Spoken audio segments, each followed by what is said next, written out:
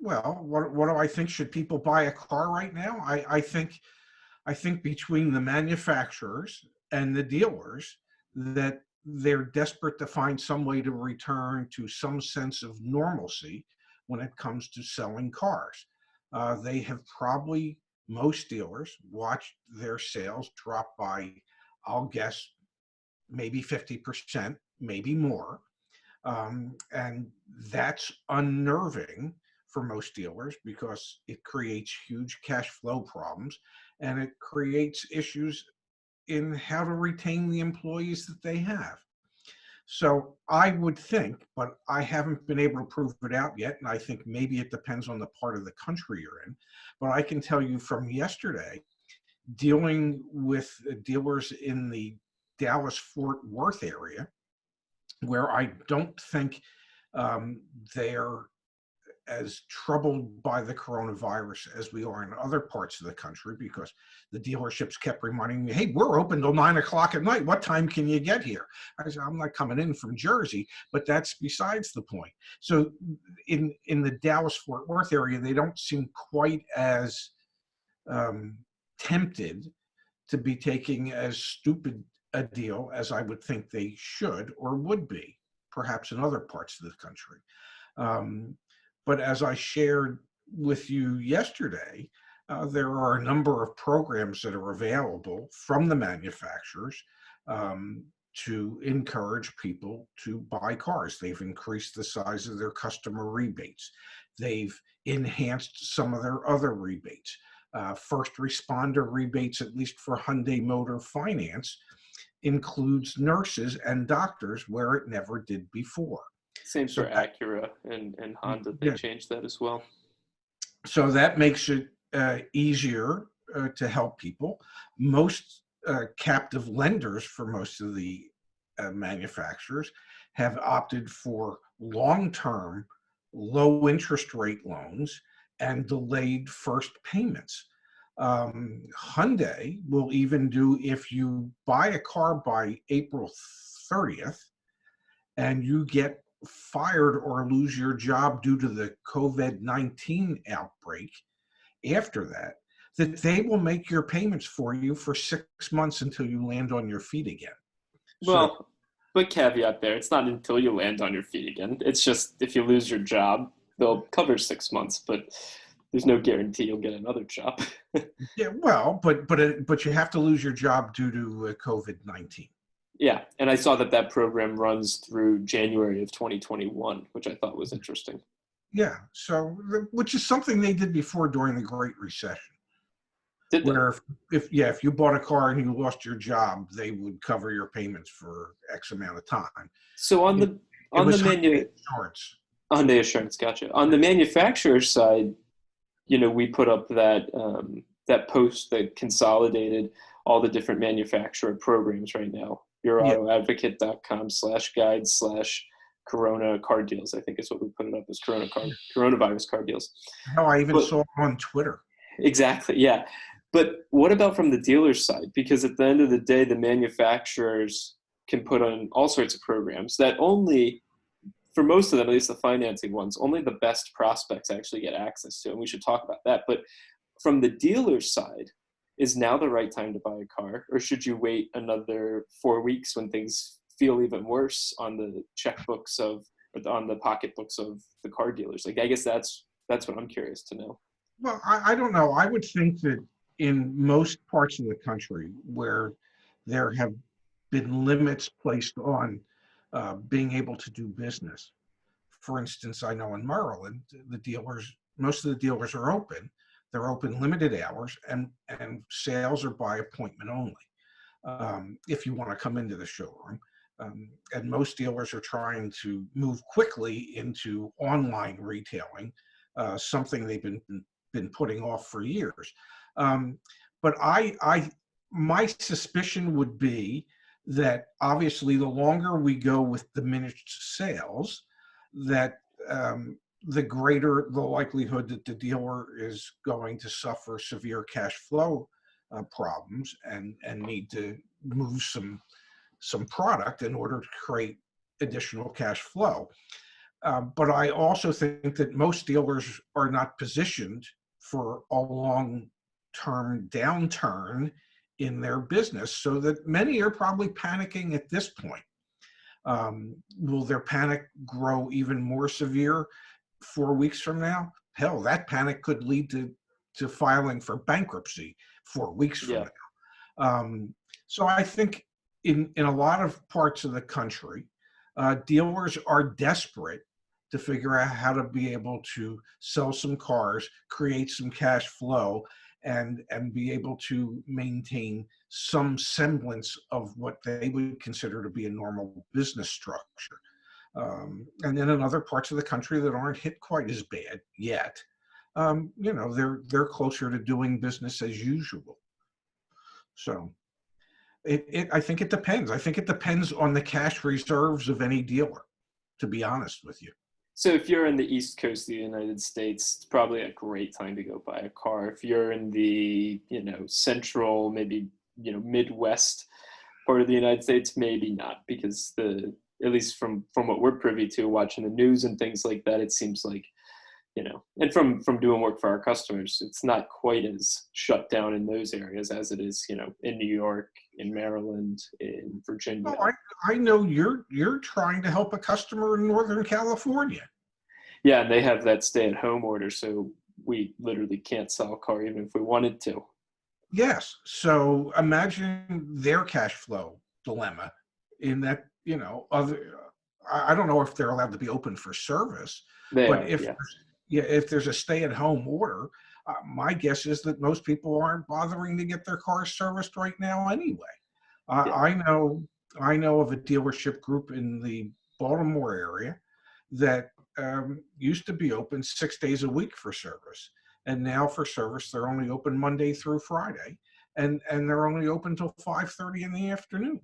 And you and I have written about and talked about service absorption, and really how dealerships make money is from the service drive. So in the grand scheme of things, if you can't sell cars, that's not the end all be all for a dealership, because they're making a lot of their revenue from their service drive, from the parts department.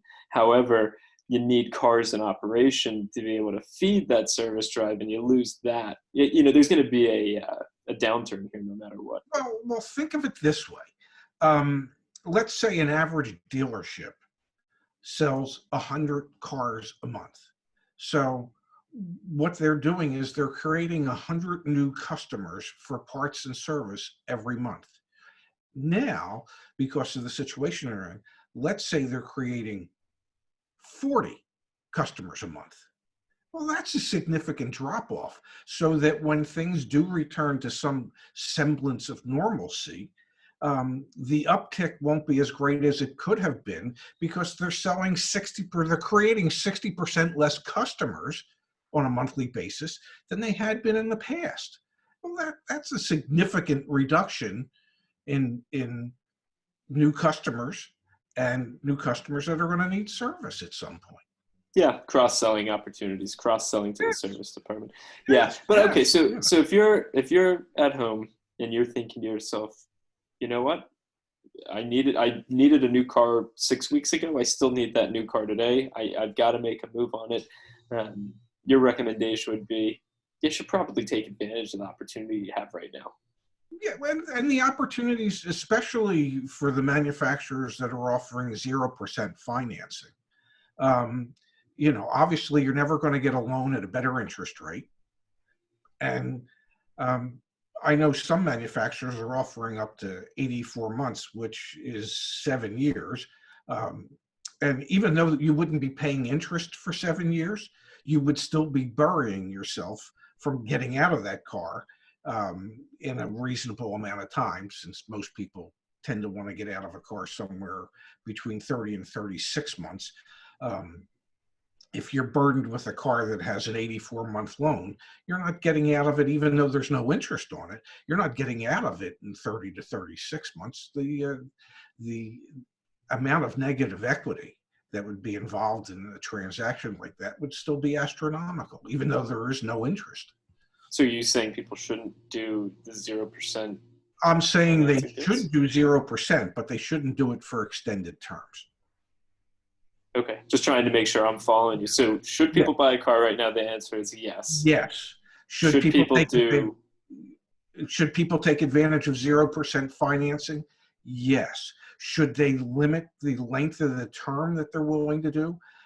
My suggestion would be for no more than 5 years or 60 months, so that you'll be closer to being able to get out of that car in 30 to 36 months if that's what if that's what you're going to want to do. And the vast majority of people try to get out of their car every 2.5 to 3 years. Nobody buys a car. Very few people buy a car with the intention of keeping it for a very long period of time. And you can keep it for a very long period of time if You're a you're, popular man. apparently I am. You can keep it for a very long time if that's your wish, and if you know that's who you are. For instance, someone like my brother who keeps a car 20 years at a time, then it's fine to take extended terms for 0% interest. But if you fall into the category of the vast majority of people who buy cars, you want to limit the term so that you can get out of it sooner. No, that would be my advice. Don't do 84-month or 72-month 0% financing unless you're someone who is determined and has proven in the past that you'll keep a car for that length of time. Let's take a step back if you don't mind, because I get the concept. Don't do extended Okay. financing. I bet you our audience does too. Take a step back. What is 0% financing? What does that mean? When it says 0% APR and it's got the little asterisk next to it, explain that to us. And then, if you don't mind, follow that up with how the heck do you actually qualify for that? Because in the research I've done, it seems like you got to meet a laundry list of criteria to actually do that. Well, typically for what 0% financing is literally you will pay no interest for the term of the loan. Let's say you're financing $30,000, and let's say you're financing it for 60 months. Well, I can't do the math real quick, but that would be $500 a month that you're going to be paying for that car loan. And at the end of 60 months, you will have paid back the bank exactly $30,000. You will not have paid a penny of interest. Now, in order to qualify for that, most of the lending institutions will have a criteria where you have to be elite or super elite, have a credit score of maybe 710 and higher, or maybe 700 and higher. And then if you have a credit score that's less than that, then since I'm not really privy to what the manufacturers and their captive lenders have come up with, but from my experience in the past, for people who didn't qualify for at the highest levels, they might have tiered financing, so that if you fell in the category of 650 to 699, instead of being offered 0%, you might be offered 0.9%. If you fell in the category of 600 to 649, you might be offered 1.9%. If you were under a 600, you wouldn't qualify.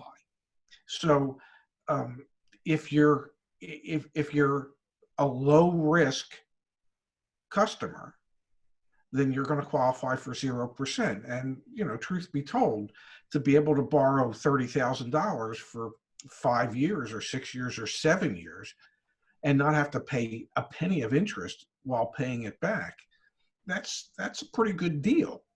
I can't think of any other deal that matches that in any way. In your career, did you ever see this before? Has there ever been 0% financing? Yes.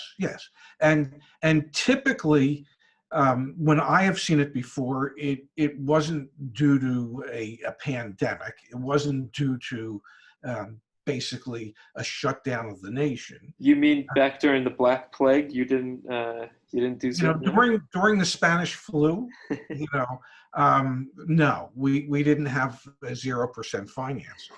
But I can tell you, in the past, when I've seen 0% financing, what I used to always remind customers is the reason they're offering 0% financing is because there's zero interest in the car. Nobody wants that car to begin with. They were always on particular models that weren't selling, and that the only way the manufacturer could figure out to create any type of market for that model at all was to offer 0% financing. So I appreciate you bringing that up, because I was looking at the FCA, the Fiat Chrysler, Yes. their financial arm. Chrysler Capital is their primary captive lender. I think they also work with Ally Bank as well. But Chrysler Capital, Yeah. they're offering for Chevy and for Alfa Romeo and for everything in there. There are special offers. But for the Jeep Gladiator, you can't get the 0% financing. Why is that? Because it's still popular? Exactly, yeah. And you look at, I think it was for Ford, and through Ford Finance, whichever their captive lenders called. Ford Motor Acceptance Corporation. Yeah, you can't get 0% financing on your new Ford GT. And you also look at brands like Porsche. Porsche currently has from their captive lender, no special offers at the moment. And it was only doing some really deep research that I found that Volvo has some special offers right now, but they're not really publicly announced or anything quite like that. Yeah. So some brands, you're seeing their captive lending arm not really offer too much, because I guess they still perceive that there is enough interest, which is it's got to be BS, but they're not interested. I think what they're suggesting when they don't offer something like that is that their client base is well heeled enough that the financing options are not necessarily the thing that drives their sales. Okay. Yeah. Those people are people that are not the ones that are losing their jobs.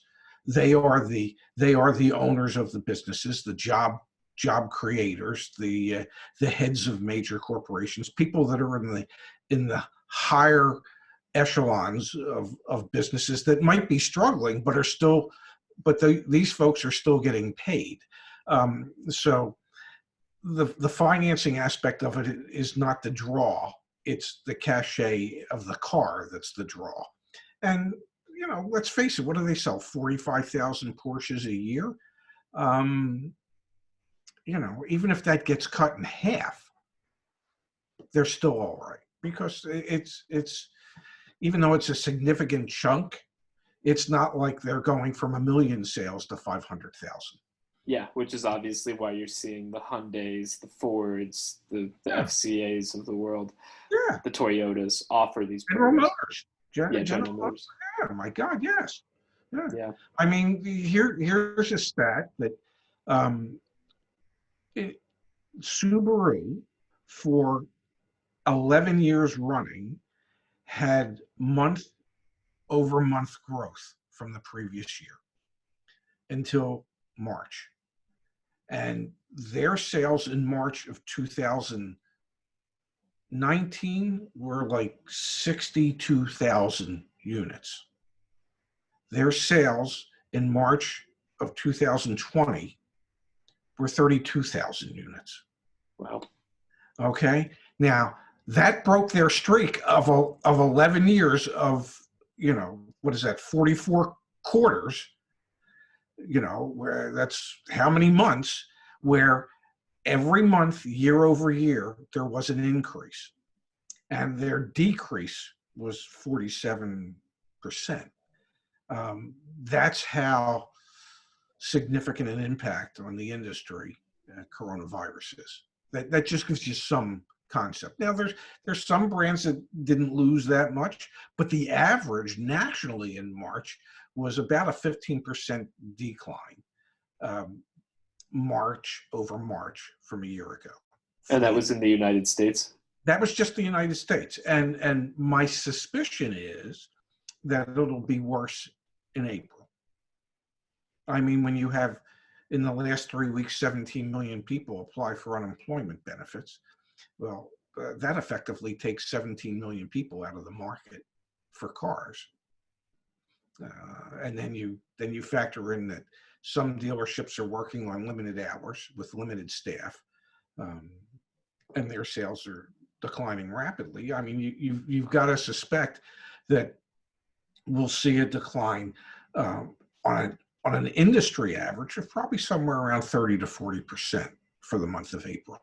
Yeah, I think I saw in automotive news BMW was down 31% in terms of deliveries or something. I mean, it's You it's know, not trivial. yeah, it's major. It is absolutely major. Shocking, actually.